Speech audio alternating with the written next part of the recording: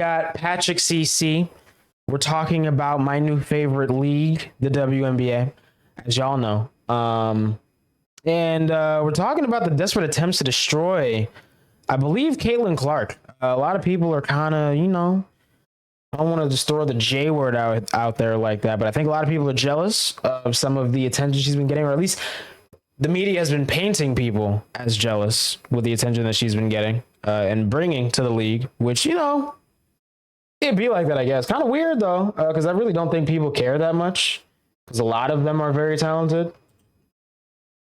But you know how it be, There is right? more interest in the WNBA today than ever before in history, and there is no doubt that it's because of one woman, Caitlin Clark. Caitlin is breaking viewership records, attendance records, and on-the-court records, all while generating the company hundreds of millions of dollars. Despite that, there is a clear resistance against crowning her as the WNBA's savior. There is a massive divide in the sports world between those who see Caitlin Clark as a trailblazer in women's basketball and those who see her as a straight white female receiving special treatment in a historically black sport. The animosity towards Caitlin has gotten so bad that not only are players speaking out against her, but they are purposely trying to hurt her on the court. And the refs I saw that. That was pretty crazy, blind bro. eye to it. Today we're going to discuss Caitlin Clark's controversial rise to superstardom and attempt to understand why the WNBA seems to be unsatisfied with literally everything she does. I just realized, because I never say this like in videos,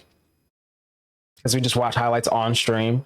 But bro, the editor for the WNBA needs to lock in, bro. Too many of those videos have no audio or like crazy zoom, terrible quality. Like, I don't know if bro's not getting paid or what, but editor got to lock in, bro. And I needed to make sure that was on the record on YouTube in a video so that maybe they'll see it and lock in. Profitable, which means that the company spends more money than they earn. For many years, there has been heated discussions as to why women's basketball players make so much less than their male counterparts, pointing out things like the highest paid female basketball player earns a $250,000 salary and the highest paid male basketball player gets a $50 million salary. Crazy. The fundamental business model Wait. Player earns a $250,000 salary and the highest paid. I mean, then again, though, I feel like this is Braun's 22nd season or something. I guess it makes sense, bruh. You know what I'm saying? I guess, male basketball player gets a $50 million salary. And hold on, bro. Nicola, things like the highest paid female basketball player earns a $250,000 salary, and the highest paid. He acts like the NBA is his side hustle or a part-time job, and he's the second highest paid player. That's such a flex, bro. He literally acts like he does not care about basketball when he's here in the States. When we saw some of those Team USA games against other states or other countries, and he was playing, he looked a little happier, which is nice because he was home with the family and all that. But even still, it was kind of just like, whatever, I guess. I love that for him, bro. I do. But yeah, second generation, he definitely doesn't need the money. Male basketball player gets a $50 million salary. The fundamental business model of any sports organization is actually quite simple. The more people that watch, the more money they make. In 2019, the WNBA generated $60 million. The NBA that same year generated $7 billion. But there is a different way to analyze the discrepancy. We are not asking to get paid what the men get paid. I've seen this We're asking to get paid the same percentage of revenue. Share. I don't think I should get paid the same as LeBron. Yet even this more logical approach to addressing the pay gap still unfortunately doesn't hold up. The WNBA was losing so much money that the NBA started subsidizing the league by giving them $15 million per year to stay afloat, because the NBA recognized that there needed to be a female league. The lack of interest in the WNBA has been infamously joked about over the years, most notably by comedy legend Bill Burr. Playing in front of 300 to 400 people a night for a quarter of a century. Not to mention, it's a male-subsidized league. We gave you a league. None of you showed up. Where are all the feminists? None of you none of you. Honestly, he definitely was calling people out, though, because a lot of people were, talking crazy and being like, we need to pay them more. And it's like, bro, you can't even name a team. Which, Games. it'd be like that, I guess, but... You failed them. Not me. Not men. Women failed the WNBA. Ladies, name your top 5 all-time WNBA players of all time. Come on. That's it. Name 5 WNBA teams. Name the WNBA team in your city. That's what I'm saying, bro. Even though Bill was just joking here, It was jokes, but it was true. Like, nobody cared, bro. At least they acted like they didn't care. It is a business owner's responsibility to do something to grow their brand and business, whether that be marketing, advertising, or simply making the product better to draw more interest from customers. People forget that these massive global sports brands like the NFL, NBA, MLB, football season just started. NHL, Who y'all got all this year? started just like any other small businesses. I don't care about they are selling football, something, which in this case starts at trying to get people to watch others play organized sports. And we can all agree that the people who play the sport are just as important, if not more important, than the game itself. However, you can't just force people to be interested in a player. I mean, you can try to come up with interesting storylines, maybe a good underdog story, someone who was destined to fail, but And I think that's what wrestling gets right. Is like they build up the story so well to where people show up for that. Sometimes over the actual wrestling. Maybe somebody who had a tragic loss in their family or survived some sort of rare condition. Or what about a good controversy? Who doesn't love two players that absolutely hate each other facing off? Storylines, LeBron and Dylan personality, attitude, looks, background are all things that can definitely help draw interest to an athlete. But more often than not, a player's rise to superstardom is rooted in their ability to play the game exceptionally well. And Caitlin Clark was nothing short of a basketball prodigy. But first, a quick word from today's sponsor, Underdog Fantasy. Hey, like I said, football season. You feel an AAU basketball prop is Kelsey free pick. Thanks, Underdog. By the time she reached high school, Caitlin had undergone years of basketball development through All Iowa Attack, an AAU basketball program in Ames, Iowa. She received her first letter of interest from Missouri State before 7th grade. Entering her sophomore year, she ranked second in the state in scoring. One game she scored 60 points in a 90-78 win against Mason City High School. In her junior year, she set the state single game record with 13 3-pointers. For the season, Clark averaged 32.6 points, 6.8 rebounds, 3.5 assists, and 2.3 steals per game, helping Dowling finish with a 17-8 record. Clark would be named the Iowa Gatorade Player of the Year and repeated as an all-state first-team selection by the IPSWA. Every single one of Caitlin's averages increased during her senior year, and she led the state in scoring for the second year in a row. By the time she graduated from high school, ESPN ranked Caitlin as the 4th best player in her class and a 5-star prospect. Caitlin announced her intention to play basketball for the University of Iowa. When she entered her freshman season as Iowa's starting point guard, she stood at 6 foot and was a prolific scorer, capable of putting up points from all areas of the court. Caitlin has a deep shooting range that allows her to hit 3-pointers from well beyond the arc. Her scoring versatility makes her a constant threat to opposing defenses. Outside of scoring, she is also an excellent playmaker. Her court vision and passing skills are exceptional, often reading defenses effectively and watching highlights players with precision. Caitlin's ball handling allows her to navigate through defenses with ease. She can drive to the basket effectively and will break down defenders without breaking a sweat. While Caitlin's defense leaves much to be desired, she has a confident demeanor on the court and plays with a high level of intensity and competitiveness. Or in other words, she plays with swag. Throughout her college career, she was seemingly breaking records every other game and put up stat lines that hadn't been accomplished by any player in the history of NCAA D1 basketball. And while many college basketball fans knew about Caitlin's dominance, many people's first introduction to Caitlin... I didn't hear about her until it was like close to draft season.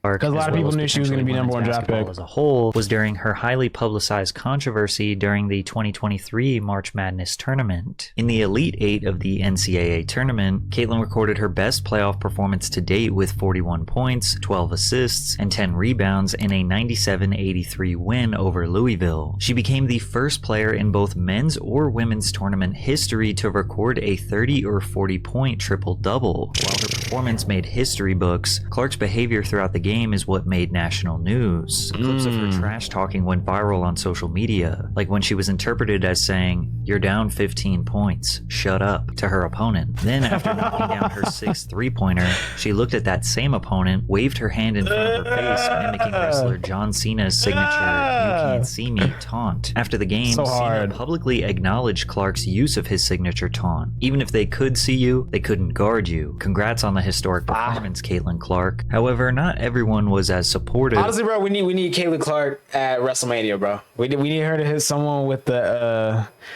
people's elbow or something, man. I don't know. I don't know. Great shooter, but attitude. Female LeBron. She needs to learn some humility and sportsmanship, and that's I'm saying, like, and that's the thing, bro. I think they're only mad because she's like a white woman. And that's it. Which is like, I guess, bro. But like, bro, chill. She's good, bro. If she was bad and was trash talking like this, they'd be like, all right, bro. You got it. That's kind of weird. But, bro, first in men's or women's, you know what I'm saying? Like, sadly, that seems to be constantly breaking records. Still lots of good kids in the game, bro. Showboating and taunting is more evident with each season. However, fans let her run her mouth because they felt she was destined to lose her next game. While Iowa was entering their first Final Four since 1993, their opponent was the defending champion South Carolina, who were on a 42-game win streak. Yet Clark recorded another historic performance with 41 points, 8 assists, and 6 rebounds. Iowa won 77-73 in an upset against the Gamecocks. And the mythical mastery of crazy. Caitlin Clark just advanced the Iowa Hawkeyes to the Women's Basketball Championship for the first time in program history. Crazy. However, the outrage that would erupt after the game would change much about women's basketball forever. It was a hard-fought battle, but LSU was simply the better team. With multiple players scoring 20 points or more, Caitlin couldn't take on the LSU Tigers by herself. She scored 30 points with 8 three-pointers, but Iowa still lost 102-85. Yeah, LSU goes crazy in literally every single sport, bro. Of Caitlin Clark. And again, they got baddies, bro. Angel Reese, they're like, come on, bro. Biggest enemy, Angel Reese, caused a firestorm online. Come on, man. Near the end of the game, Angel followed Clark while waving her hand in front of her face, hitting the same "you can't see me" taunt that Caitlin hit just a few days earlier. Which was Reese great. Then pointed at her ring finger taunt, since LSU was about to secure the championship ring. The clip of Reese taunting Clark went mega viral. Sports and political commentator Keith Olbermann referred to Reese as a idiot in a tweet. Barstool Sports founder honestly, bro, Dave Portnoy. that's gotta be. Look, bro, especially Twitter. Who's Twitter? Hashtag his Twitter. We know exactly what this is about, bro. Racially motivated, bro. That's all I'm saying. Angel Reese a classless His Twitter. That's all I'm gonna say. Responded, "So is your mother." Many people continue to dogpile on Angel Reese and send her unnecessary hate, whereas others pointed out that there was no outrage when Caitlin Clark did the exact. On God, bro. Talk about it. Talk about it. They really be, be trying to rewrite the narrative to fit what they, you know what I'm saying? Exact same thing just a few days before. Angel responded to the criticism during the post-game interview. All year, I was critiqued about who I was. Nobody, the narrative, I don't fit the narrative. I don't fit in the box that y'all want me to be in. I'm too hood, I'm too ghetto. Y'all told me that all year. But when other people do it, y'all don't say nothing. Talk about it. For the girls that look like me, that's gonna speak up on what they believe in. It's unapologetically you.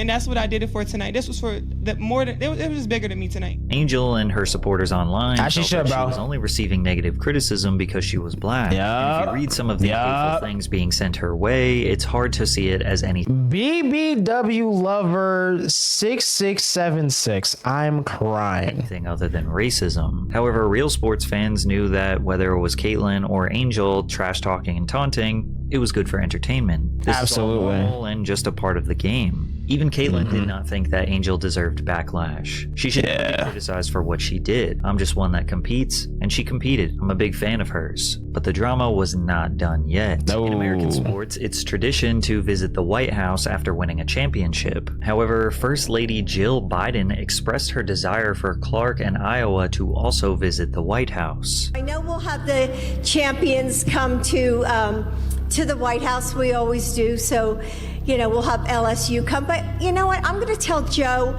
I think Iowa should come too, because they played such a good game. So, right?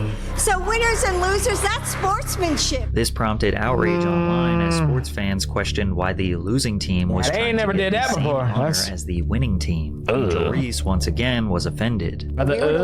We were not be getting invited to the White House, and I remember she made a comment about both teams should be invited because it was sportsmanship. And I'm like, are you saying that because of what I did and what, like, that stuff like that, it bothers me because you are a woman at the end of the day. And you're supposed to be standing behind us before anything. You felt like they Definitely not a girl's girl, bro. Sportsmanship, right? Hate to see it. They can have that spot. Like, we'll Hate to see it. We'll see. I'm gonna see Michelle. I'm gonna see Barack. Many of Angel's supporters believe that if LSU was the team that actually lost, then there was no way that they would also Absolutely get invited not. to the White House. After the Wasn't gonna backlash, happen. Jill Biden's press secretary clarified that only LSU would be invited, and Reese ultimately accepted the invite with her team later that week. It's easy for me to understate how many people were tuned in to this Caitlin Clark and Angel Reese beef. Louisiana versus Iowa marked the most watched NCAA women's basketball championship game in history at 9.9 million viewers. That's I've never crazy. watched women's ball before, but this was an entertaining tournament. Ultimately, the drama seemed to benefit the sport as a whole, and it definitely benefited Caitlin Clark's bank account. In 2021, the NCAA announced that college athletes would finally be able to make money off their name, image, and likeness, whereas before it was illegal. Clark received endorsement deals from Hy-Vee, a supermarket chain that has more than 200 locations across the That look Midwest kind and of the fire South though. under the This is Hy-Vee super brand. look like a mall, Whereas bro. before it was illegal. Clark received endorsement deals from Hy-Vee, a supermarket chain that has more than 200 That's crazy. locations across the Midwest and the South. Under the Hy-Vee brand, Clark has appeared in its seasonal magazine and several regional ads and commercials. On March 1st, 2022, Caitlin announced a partnership with H&R Block, a national tax Yeah, she been getting some crazy endorsements, Caitlin bro. appeared as part of its A Fair Shot campaign, designed to help female athletes earn fair compensation in the NIL space compared to male athletes. Clark appeared in several national ads through the company's campaign. In July of 2022, Clark partnered with Topps, one of the largest trading card companies in the US. But Caitlin's most notable NIL endorsement came in October 2022 when Nike signed Clark to an NIL deal, alongside 4 other high school/college athletes, including Bronny James. That same month, she entered another partnership, sperm. this time with Shootaway, the most prominent basketball shooting machine companies in the world. In March of 2023, Caitlin received another major endorsement, appearing in Buick Like Automotive's crazy. #See Her Greatness campaign. Clark then partnered with the investment bank company Goldman Sachs, where she and North Carolina's men's basketball player Caleb Love represented the company's 10,000 Small Business Voices program, releasing a nationwide commercial supporting the modernization of the Small Business Administration. Then in October of 2023, Clark joined NBA player Chris Paul in a popular State Farm TV commercial. Caitlin was bringing national modernization of the Small Business Administration. Then in October of 20 Am I geeking right now? Patrick, I don't think that's Chris Paul, my boy. I don't think that's Chris Paul, my boy. Yeah. We gonna let it slide though. He said it wrong. He meant Jimmy Butler, but like 29 months is crazy. So that's another reason why we gotta try to,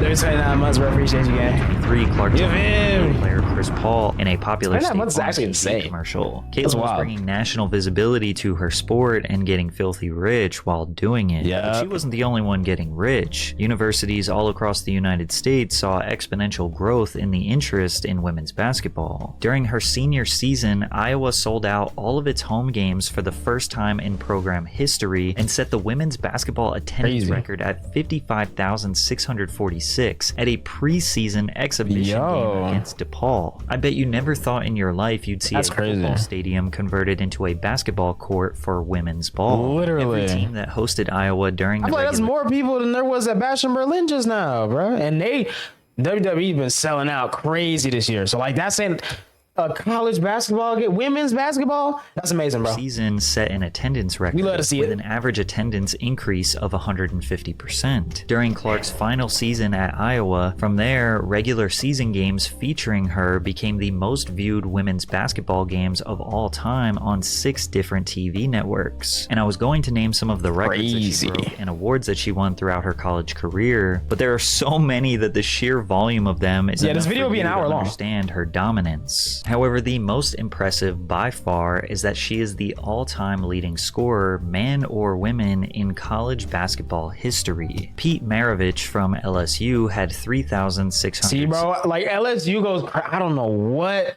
they be. Look, man. 67 points. He held that record for 54 years. Until Insane. Caitlin beat it with her 3,951 points. Clark's final regular season game against Ohio State was the most watched regular season women's basketball game since 1999, as well as the second most watched college basketball game of the season, including men's games. As we were approaching March Madness in 2024, opposing players were ready for Caitlin's demise. Nebraska guard Jazz Shelley did the infamous "You can't see me" taunt after upsetting Iowa. A tweet went viral saying, "It's not ghetto, she's not a thug," pointing out yet again the lack of criticism from a white player taunting Crazy, Clark. bro. The sports world was expecting drama similar to the previous year's explosive battle with Angel Reese. Yeah. In the Elite Eight, the Hawkeyes faced the Tigers in a rematch of the 2023 National Championship game. Tension was at an all-time high, but the ladies kept this match professional. And Caitlin was not going to let her team go down the same way they did last year. Clark led the Hawkeyes to victory with 41 points, 12 assists, and 7 rebounds in a 94-87 win over LSU. Now, Let us see Caitlin it. is built different. The look on Angel Reese's face Let us was see it. priceless. Female Curry, she's goated. Caitlin Clark is the kind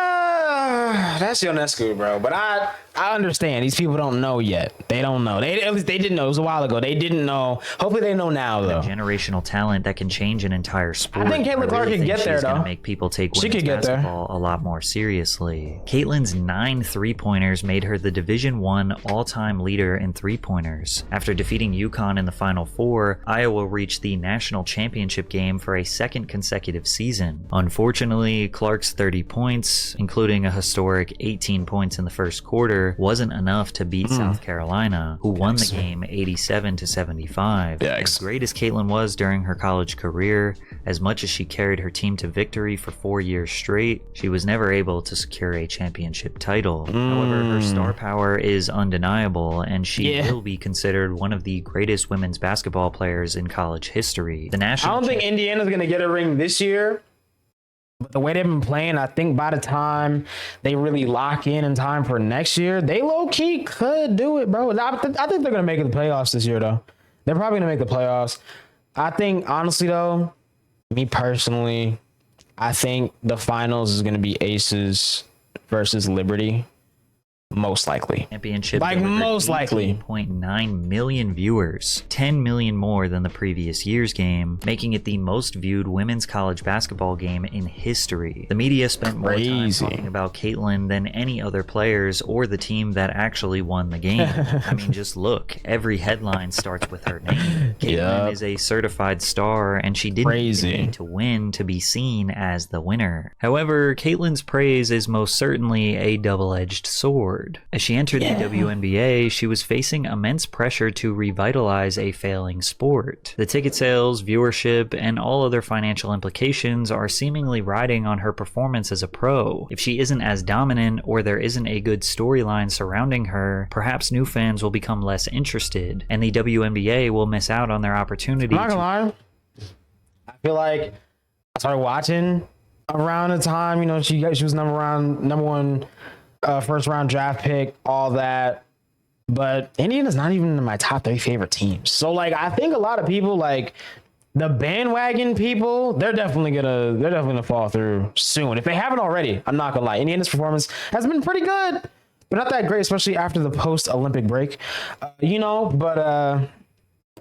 to finally become Hey, a bro, like I profitable said, business. next season, they might take it, bro. Other professional players are not very fond of Caitlyn. They are not convinced she will be able to handle the big leagues. And there is no doubt that they are playing more aggressively towards her. Yep. They are fouling her much harder, sometimes to the point of blatantly hitting her in the head. Yep. And the conversation of her being a straight white female boosting her success will continue to permeate throughout the media. With the first overall pick of the 2024 WNBA draft, the Indiana Fever selected Clark. This broadcast averaged 2.45 million viewers, which was the most in WNBA draft history. Clark's professional contract is worth $338,000 over 4 years. Her fans were outraged at this news. In comparison, the NBA's first overall pick is expected to make $57.19 million over the first 4 years. On average, the NBA rookie contracts average about $33 million, whereas the WNBA rookie contracts average about $320,000. Luckily for Clark, her endorsement deal was about to make up for the lack of funds the WNBA was providing. Adidas offered... Which...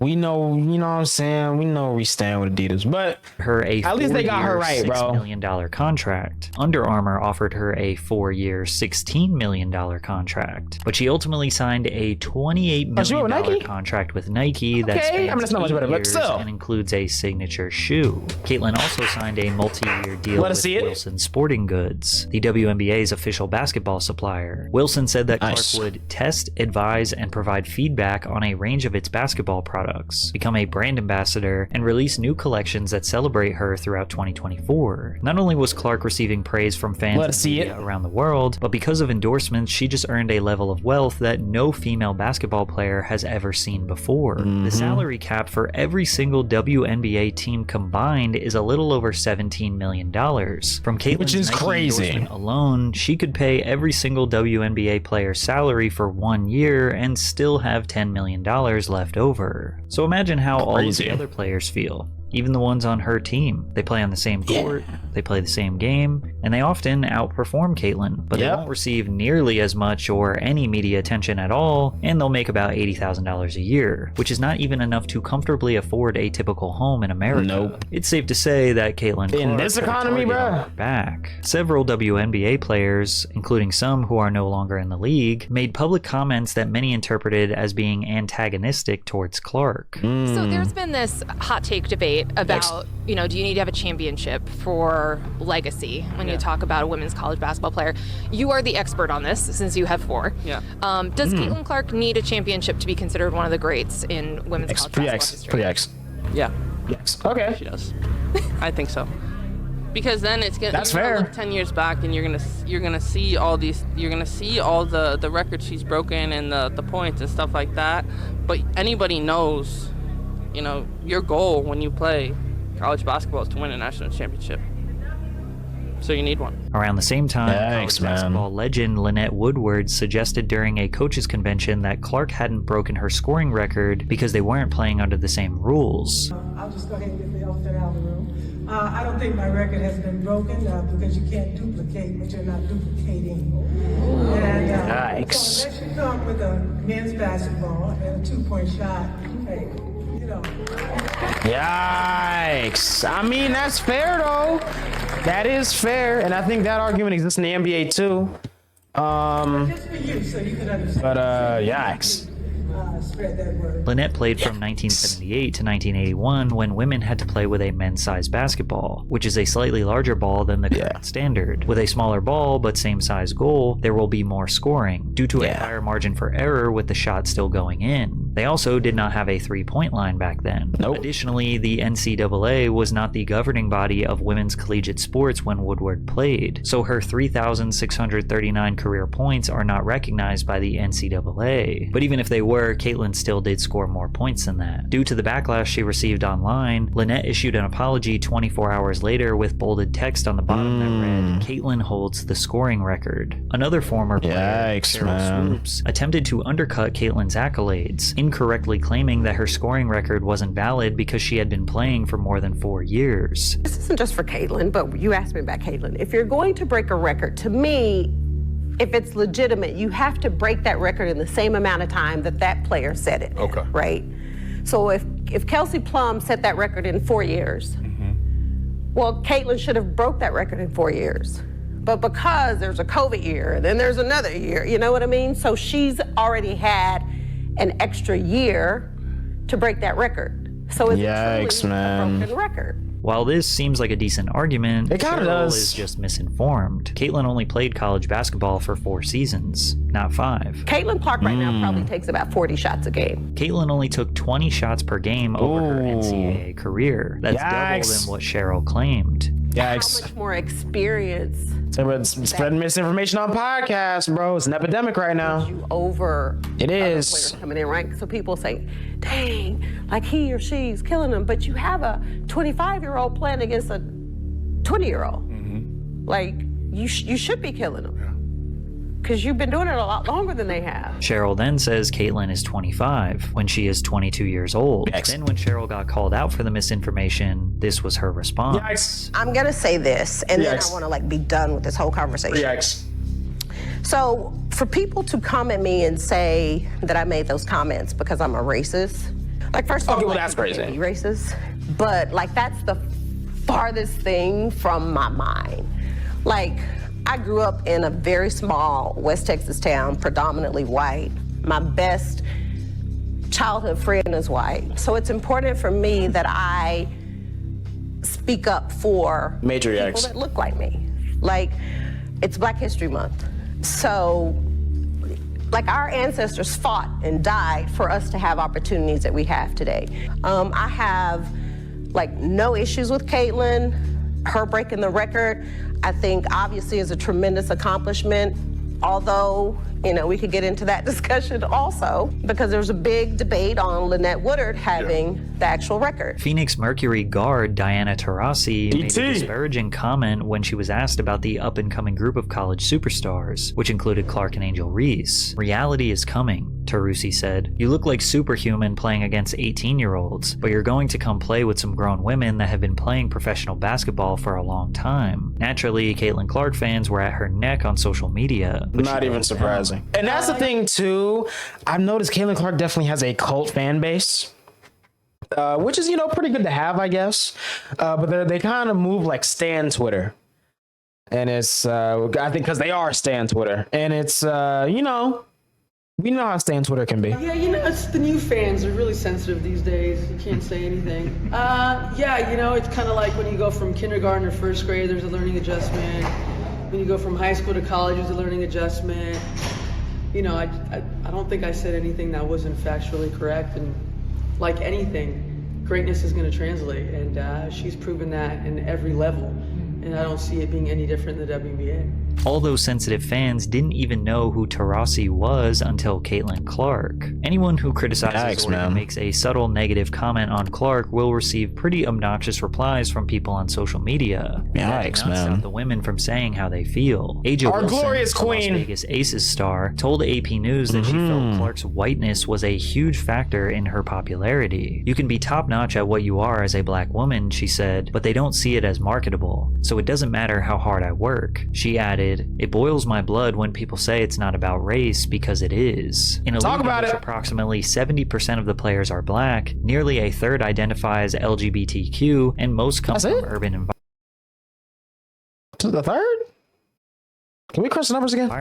Clark is white, straight, and from Iowa. However, others merely say it's just because she's an incredible player. Her play style and ability to shoot deep three-pointers is reminiscent of Steph Curry, who is a modern-day NBA superstar that kids all around the world love. Not to mention the endless list of records she holds. There's no solid argument against Caitlin Clark being great, but that was in college. How is her professional career going so far? Caitlin made her debut on May 14th, scoring 20 points in a 92-71 loss to the Connecticut Suns. 10 days later, she posted her first double-double with 11 points, 10 rebounds, and 8 assists, showcasing oh man, bro, early season before Brink was injured. Sparks. What a time, bro. In a rematch with the Sparks, I cannot wait for next season, for real, bro. Next season's gonna be so different, bro. She recorded plus the draft, bro. Once Beckers gets in, oh man, career next season finna be fire. Points, 5 rebounds and 6 assists in an 88-82 loss. During the game, Clark broke the record for the the fastest WNBA rookie to reach 100 points and 50 assists. She was named the league's Rookie of the Month in May. Still, Clark received criticism for not reaching the unattainable standards bestowed upon her by the media. While she was performing well, she wasn't performing well enough. Her high turnover count paired with the Fever only winning one game in May, earning them a 1-8 record. Then again, a lot of Clark's on-court success has been hindered by what seems to be the relentless defense against her. Take a look at this obvious flagrant foul committed on Clark by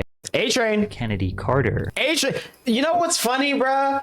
I didn't even take this into account when I gave her the nickname A-Train. Clark's on-court but she tried to run through her, bro. What seems to be the relentless like this is clearly, you know. Take a look at this obvious flagrant foul committed on Clark by Kennedy Carter, who seems to have called her a little bitch before pushing her from behind. Or this Seattle Storm player who blocked the ball and drove her elbow directly into Caitlin's head. I forgot she did that when I gave her the nickname Matrix. Reese, who now plays for the Chicago Sky, lunged her arm into Caitlin, knocking her down, then taunting her as she ran away, with again no call from the refs. Ironically, Clark doesn't really care that other players are targeting her. It is what it is. I feel like I'm just at the point where you accept it and don't retaliate. I'm trying not to let it bother She like, I got so many M's, I could care less, bruh.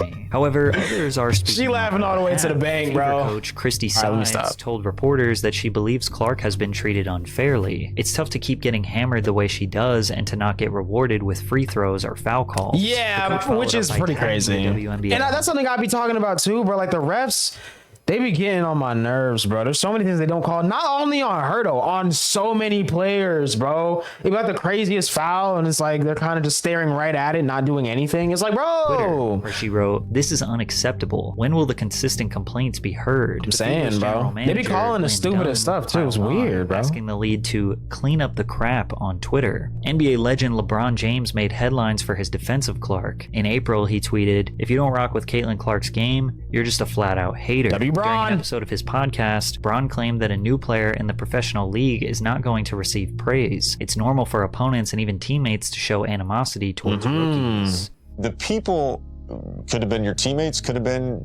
the people you were competing against. They weren't celebrating you. No, not at all. They wanted to kick your ass. Absolutely. And imagine how much worse it was for Bron out of high school, bro. Drafted out of high school, bro.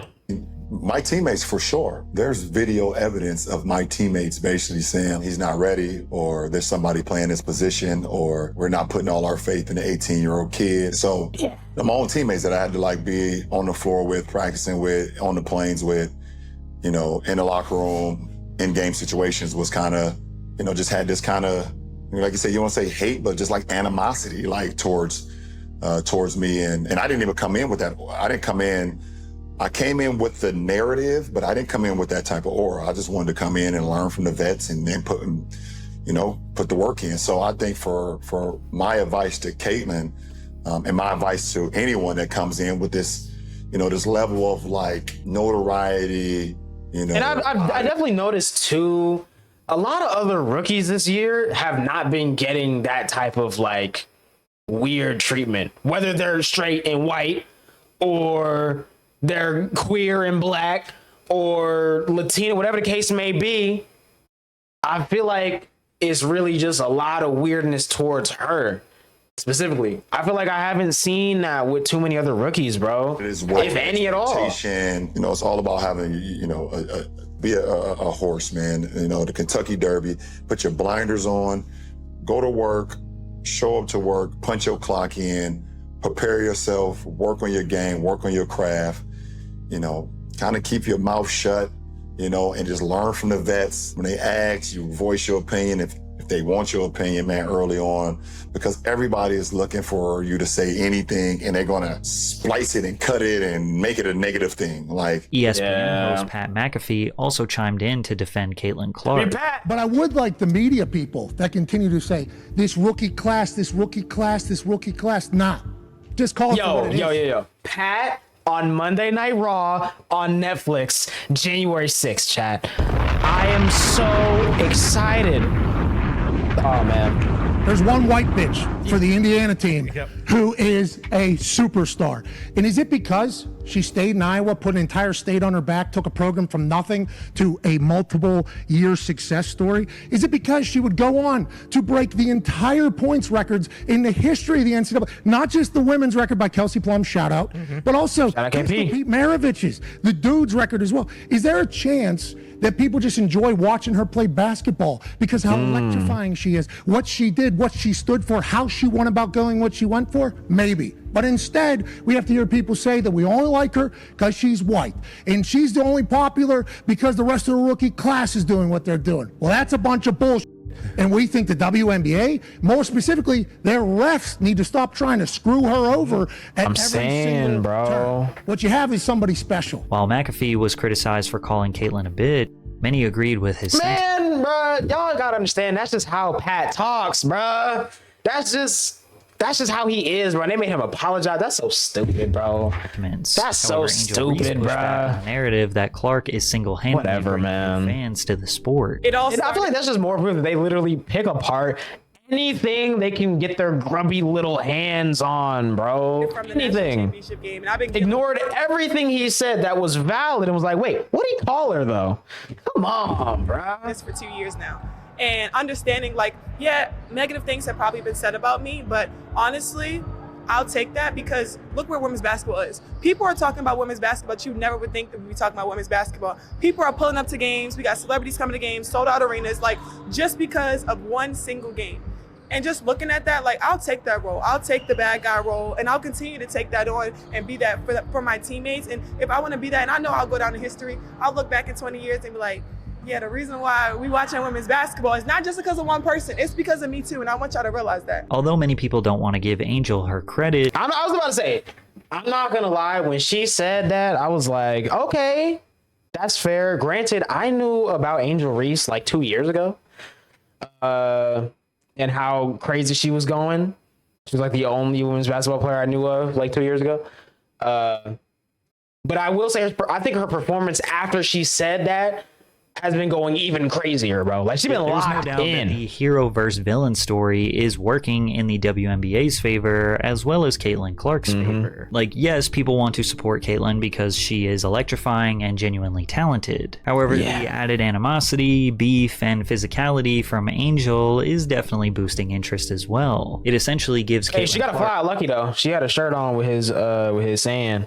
She got to fly him out. Something to overcome. People will claim they want good, clean basketball, and maybe a little bit of aggressiveness is fine, but not too much. There's a line to be crossed, but they're kind of lying to themselves a little. They're lying. Let's be honest. For sure. Everybody loves a little controversy. We love a good hero versus villain story, and Angel Reese has just accepted the role as the villain. Love a good fight, too. Honestly, bro, I'm trying to see a squabble. I'm sorry.